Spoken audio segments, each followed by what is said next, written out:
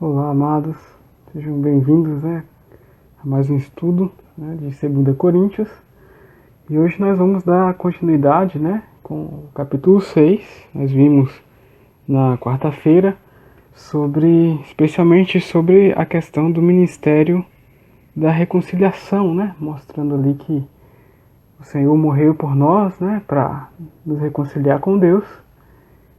E então nós nos tornamos também ministros da reconciliação, E o ponto que eu gostaria ainda de destacar sobre isso, é que aqueles que levam a reconciliação são, na verdade, aqueles que experimentam a reconciliação no seu viver diário, a reconciliação com Deus, Então, por causa disso, é que eles podem levar os outros também a se reconciliarem com Deus, a ter paz com Deus, a voltar a ter a comunhão com Deus, E aqui no capítulo 6, nós temos aqui no início do capítulo 6, 2 versículos muito interessantes, Parece que eles até eles não fazem parte dessa sessão, É meio fora do assunto, mas na verdade ele tem tudo a ver, Olha só, o capítulo 6, versículo 1 fala assim: E nós, na qualidade de cooperadores com ele, também exortamos a que vocês não recebam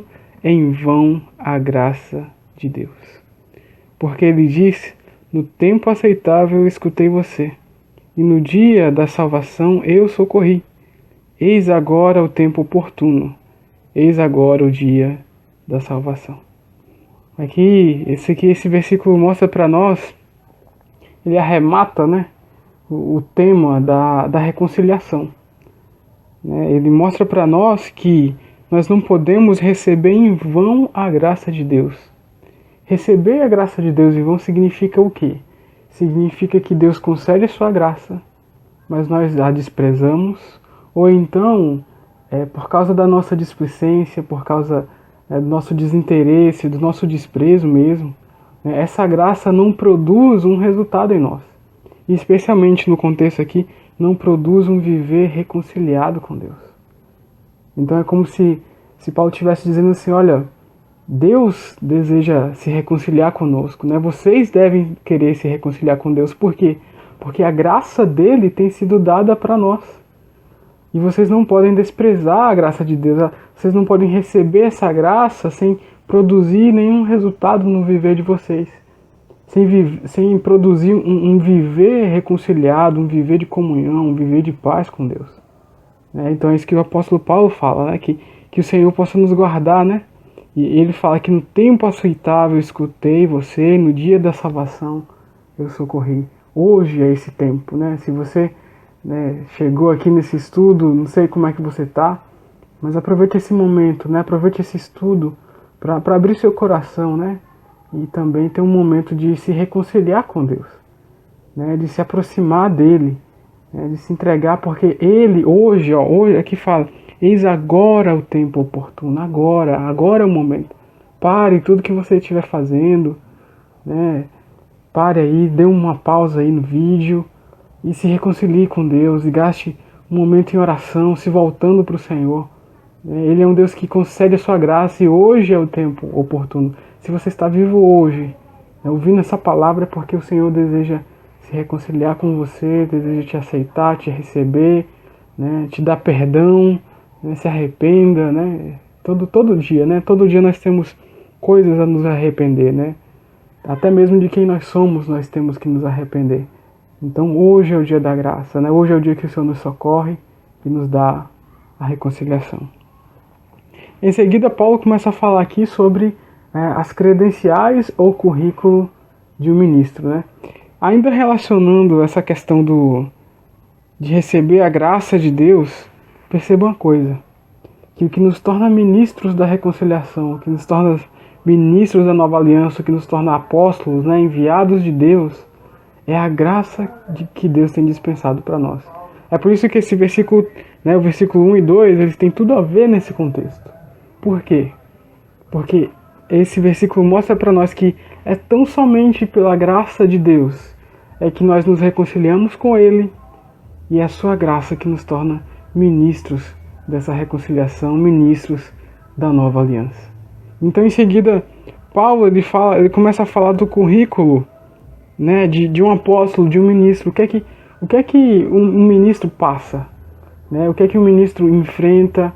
Né? Quais são as credenciais? Né? O que é que ele, diante de Deus, por ministrar a palavra, por ministrar a reconciliação?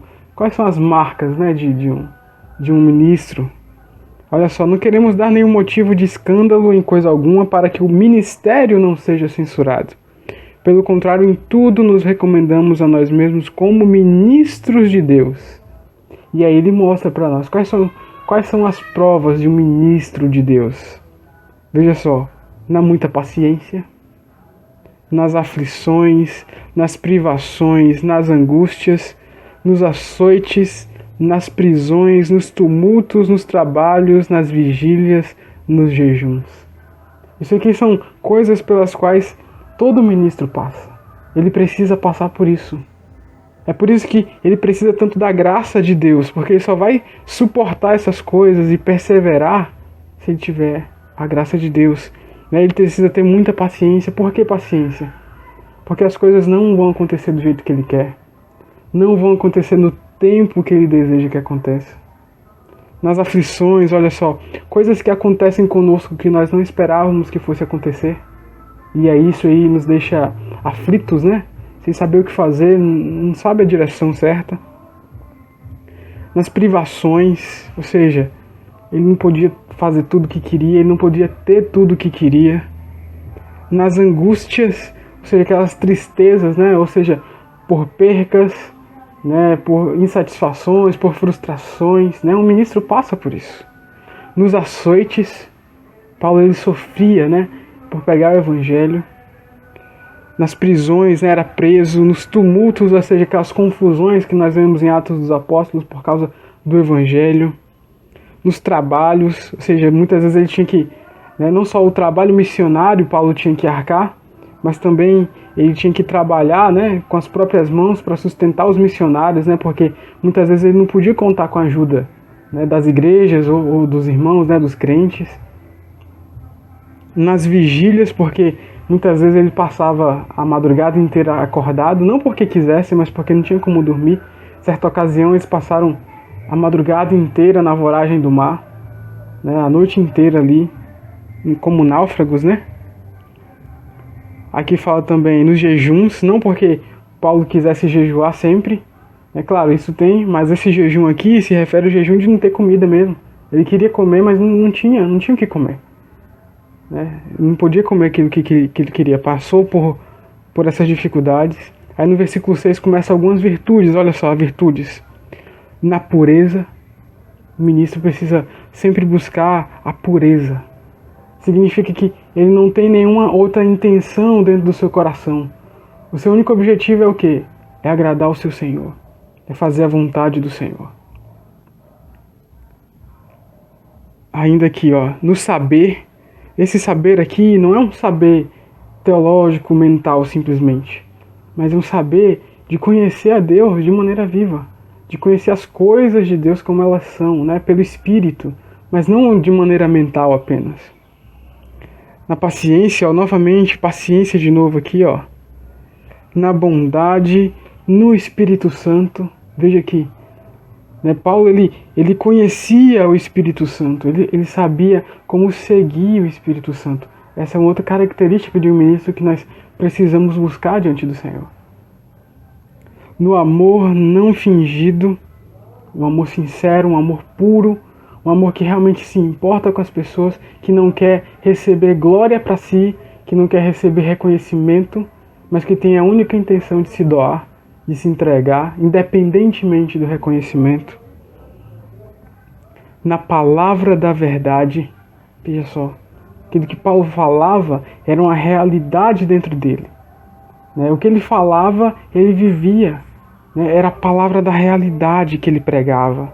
No poder de Deus, ou seja, Paulo experimentava Deus de fato, o que Deus podia fazer, né, na vida dele. Pelas armas da justiça, tanto para atacar como para defender. Aqui Paulo ele se identifica como um combatente, e que ele conhece os caminhos de Deus, conhece a Deus e conhece como pelejar a batalha de Deus. Ele sabe como se defender dos inimigos e sabe também como atacar. Nós sabemos por Efésios, né? Aqui no original, né, é escrito armas da direita e da esquerda. São armas de defesa, né, no caso na direita, e são armas de defesa na esquerda, né, como o escudo da fé, e armas da direita para ataque, que é a espada da justiça, né, a espada do Espírito, que é a palavra de Deus. Louvado seja o Senhor. Paulo conhecia, ele sabia como usar isso. São credenciais, irmãos, de um ministro. É o que Deus deseja trabalhar na vida de cada um de nós. Veja só. Por honra e por desonra. Então Paulo, ele era honrado por uns e desonrado por outros, tido em alta conta por uns, por aqueles que valorizavam as coisas de Deus, mas por aqueles que tinham interesses, por aqueles que tinham ambições, por aqueles que até mesmo diziam valorizar as coisas de Deus, mas na verdade queriam glória para si. Ele era desonrado. Desonrado diante dos governantes, diante dos principais da sociedade, considerado louco, considerado lixo do mundo, né? Em outra ocasião ele fala isso para nós. Por infâmia e por boa fama. Paulo era, né, as pessoas espalhavam boatos sobre ele como sendo um mau caráter, né? Então, tudo isso faz parte da vida de um ministro. Então, não se amedronte, né? Esteja preparado, você vai ser difamado. Nós vamos ser difamados. Se nós queremos ser ministros fiéis, nós vamos ser difamados, vão inventar mentira da gente, né? Vão falar coisas que não foi a nossa intenção, vão acusar os nossos erros. É isso aí. A gente vai ser bem visado. Mas por quê? Porque nós trazemos, né, a palavra da reconciliação. E o inimigo de Deus odeia isso. Veja só, como enganadores e sendo verdadeiros, né, vão nos acusar de que nós estamos enganando as pessoas, de que nós estamos enganando as igrejas. Contudo, sendo verdadeiros. Então não tema ser infamado, né? Não tema. Isso vai acontecer, isso faz parte das marcas de um ministro, viu? Veja só. Como desconhecidos, mas sendo bem conhecidos, significa o quê? Isso aqui tem um tom de desprezo, né? As pessoas dizem, você conhece o fulano de tal? Não sei não quem que é, pra mim é insignificante isso aí. Só que eles sabem muito bem quem nós somos. Como se estivéssemos morrendo, mas eis que vivemos. Como castigados, porém não mortos. Como entristecidos, mas sempre alegres. Como pobres, mas enriquecidos. Olha só essa primeira parte do versículo 9, né? Essa segunda parte, né? Como se estivéssemos morrendo, mas eis que vivemos, como os castigados, porém não mortos. Significa o quê? É um viver de morte e ressurreição. Um viver de ministro é todo o tempo isso. Todo mundo pensa que agora ele está exterminado, né? Mas eis que ele ressurge por quê? Por causa da vida de Deus, por causa do Espírito de Deus que habita nele. Ele não depende de si mesmo para ministrar, para viver. Ele depende do poder de Deus. É por isso que parece que ele sempre está morrendo e ressuscitando. Quando diz que naquela situação, né, aquele sofrimento, aquela dor, não, agora ele não aguenta, agora ele morreu, agora acabou as forças dele, não tem mais. Eis que ressurge. Por quê? Porque não depende de si mesmo, mas do poder de Deus. Como pobres, mas enriquecendo anteriormente. Como entristecidos, mas sempre alegres. Parece que, né, um ministro da nova aliança, um ministro da reconciliação, ele conhece a alegria que não depende dessa terra. É por isso que parece que ele sempre está sendo entristecido, né? As coisas dessa terra parecem sempre estar oprimindo, e de repente, mas ele está lá sempre alegre, sempre feliz. Por quê? Porque a alegria dele não é dessa terra. Não depende das coisas dessa terra. É por isso que ele pode ser entristecido, mas quando você fala com ele, você vai perceber a alegria que ele tem. Porque ele não olha para as circunstâncias, não olha para as coisas dessa terra. Ele olha para quê? Para a alegria do céu, né? Para servir o seu Senhor. Ele é sustentado pelo próprio Deus, né? É por isso que ele está sempre alegre. Como pobre, mas enriquecendo a muitos, né? Exteriormente, parece que ele não tem nada. Mas você para conversar com com um ministro da Nova Aliança, uma ministra da Nova Aliança, você vai perceber que as riquezas dela não estão nos bens que ela possui, não está de maneira exterior, mas está no interior dela. Um ministro da Nova Aliança, ele é cheio das riquezas de Cristo. E isso não tem valor, isso não tem preço. Hoje, no mundo, isso não é valorizado. O valor disso só vai se revelar quando o Senhor Jesus voltar. Aí nós vamos ver realmente o que é que tem valor. Se são os bens que nós possuímos ou se são as riquezas de Cristo que nós temos dentro de nós. Essa é a verdadeira riqueza. E ele até fala: como pobres, mas enriquecendo a muitos, como nada tendo, mas possuindo tudo. Veja só a visão do apóstolo. Por um lado, exteriormente hoje nós não temos nada, mas no porvir, no reino vindouro, quando o Senhor Jesus voltar, tudo será entregue para os ministros da reconciliação. Será entregue para os filhos de Deus, para aqueles que foram fiéis ao seu chamamento. Louvado seja o Senhor. Veja a esperança. E aqui a partir do versículo 11, olha só, ele faz abre um parêntese, né? Ele faz uma observação para os coríntios, né? Aqui é como se fosse ele abrindo o coração realmente, né, para os coríntios aqui. É como se fosse um suspiro, né, de amor de Paulo pelos coríntios. Ele fala assim: ó coríntios, temos falado com toda a franqueza, estamos de coração aberto para vocês. É como se tivesse: olha, tudo isso que a gente passa, coríntios, isso aqui é por vocês. É porque nós amamos vocês. Tudo que nós sofremos é por vocês. Nós temos prazer, de passar por tudo isso porque nós sabemos que o nosso sofrimento vai trazer benefício para vocês. E aí nós abrimos, ele está falando, nós abrimos nosso coração para vocês. Aí o versículo 12 continua: nosso afeto por vocês não tem limites. Veja só o coração do apóstolo, mesmo passando por tudo isso, por todo esse sofrimento. E olha o coração dele de se doar, de se entregar para os coríntios. Vocês é que estão limitados em seu afeto por nós. Ele está dizendo: olha, abram também o coração de vocês. Ora, versículo 13. Ora, como justa retribuição, e falo a vocês como a filhos, peço que também vocês abram o seu coração para nós. Então Paulo está falando assim: olha, tudo que nós temos, tudo que nós passamos é por vocês. Nós somos para vocês. Nosso coração está totalmente aberto para vocês. Abram também o vosso coração. Então é um rogo do apóstolo, diante de todo o sofrimento que ele está passando, que ele passa, que os ministros passam. E aí no versículo 14, nós temos o quê?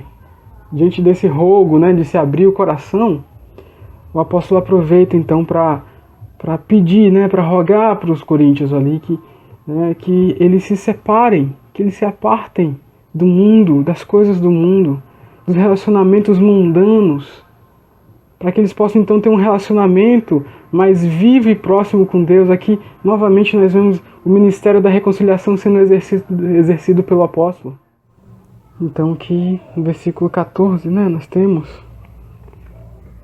não se ponham em julgo desigual com os descrentes, pois que sociedade pode haver entre a justiça e a iniquidade, ou que comunhão existe entre a luz e as trevas? Que harmonia pode haver entre Cristo e o maligno, ou que união existe entre o crente e o descrente? Que ligação entre o santuário de Deus e os ídolos? Porque nós somos o santuário do Deus vivo, como ele próprio disse: habitarei e andarei entre eles, serei o seu Deus e eles serão o meu povo. Versículo 17. Por isso o Senhor diz: saiam do meio deles e separem-se deles, não toquem coisa impura, e eu os receberei. Serei o pai de vocês, e vocês serão meus filhos e minhas filhas, diz o Senhor Todo-Poderoso. Então aqui Paulo exercendo o ministério da reconciliação, mostrando que vocês precisam se relacionar com Deus, ter uma aproximação com Deus, mas para isso é necessário que vocês se separem dos relacionamentos que não são compatíveis. Não estou falando, muitas vezes relacionamento em questão profissional, mas são relacionamentos que comprometem o nosso viver cristão, que comprometem a nossa vida diante do Senhor. Não quer dizer que a gente vai se apartar do mundo, não é isso que Paulo está querendo dizer aqui. Ele está querendo dizer que toda união, tudo aquilo que nos afasta de Deus. E ele está rogando aqui aos coríntios: olha, se apartem disso. Por exemplo, um casamento entre um crente e um incrédulo. Eu não estou falando, muitas vezes acontece sim, Deus abençoa e tal. mas não é um princípio geral. O princípio geral é o quê? É que nós devemos nos relacionar com aqueles que desejam buscar a Deus. É um jugo desigual, aqui ele fala, um jugo desigual significa existe uma carga sobre um crente que não está sobre o descrente e vice-versa. Por exemplo, a responsabilidade de pregar o evangelho, de servir a Deus está sobre o crente, mas não está sobre o descrente. É um jugo desigual. Eles vão andar, uma hora vai se embolar, vai dar problema isso aí. Vai trazer transtorno para os dois, para o relacionamento. Lá na frente, às vezes no início pode nem parecer. Pode parecer uma coisa inocente, tudo bem, os dois se amam e tal, mas lá na frente isso aí vai pesar. E o outro lado também. Sobre os ombros do descrente está o peso do pecado, do cativeiro do pecado, dos vícios, do mundo, especialmente a escravidão do mundo está sobre os ombros do descrente. Enquanto que no crente ele já foi liberto, pelo menos pela obra de Cristo, pela fé em Jesus, ele foi liberto do jugo do mundo. Então veja só como é que é esse jugo desigual. Então que o Senhor possa nos separar, cada vez mais, para que a gente possa ter um viver mais reconciliado, um viver diante do Deus vivo, porque nós somos o santuário desse Deus vivo, que Ele possa se aproximar de nós. Louvado seja o Senhor. Que o Senhor nos abençoe, nos guarde, e nos leve a avançar na experiência com Ele. Jesus é nosso Senhor.